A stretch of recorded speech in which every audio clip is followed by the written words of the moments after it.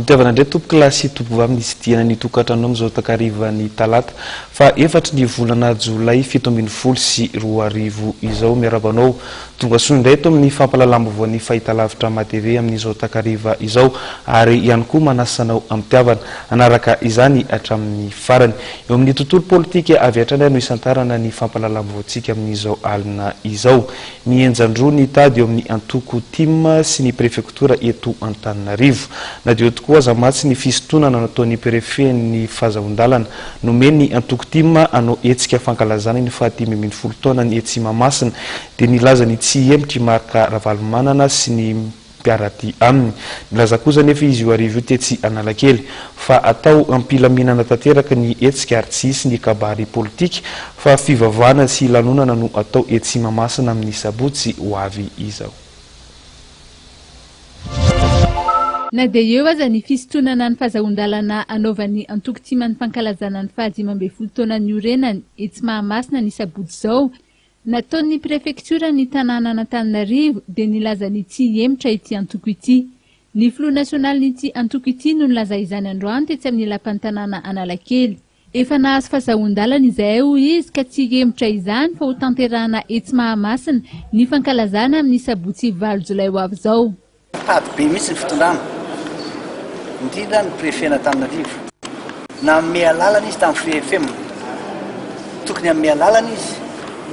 antiky Madagasikara amin'ny fankalazana zany tsingeritaona zany sy ny 12 taona zany ary indrindra na amin'ny alalana koa fotoanam-panjakana nandeha eraky ny arabe tany Tuléar tsy ela akory zay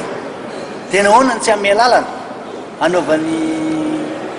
tiako Madagasikara Etsimamasina ina ny antony hoe na eny zay na fantatra zay mila miresaka tsika zany dia izy ilay toko politika raha ohatra toko politika tady anararaotra fa voafehintsika io voafehinay io.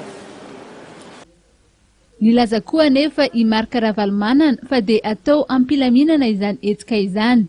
fivavahana sy fety no atao eny Mahamasina hoy izy fa tsy hisy ny kabary politika tsy hisy ihany koa ny fiantsiana na ny fanakanana atao amin'ny fitondrana ankehitriny.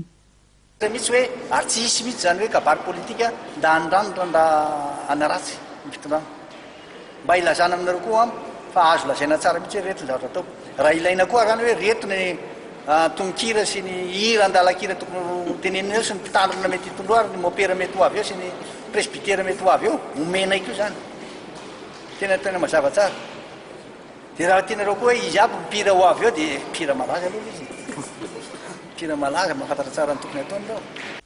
Mienjandroa izany ny tady eo amin'ny antoko tim sy ny prefekturan'ny polisy eto Antananarivo ny ankilany milaza ny tsy hemitra ny andaniny kosa milaza fa voararany etsika ka andray ny fepetra manoloana izany izy ireo.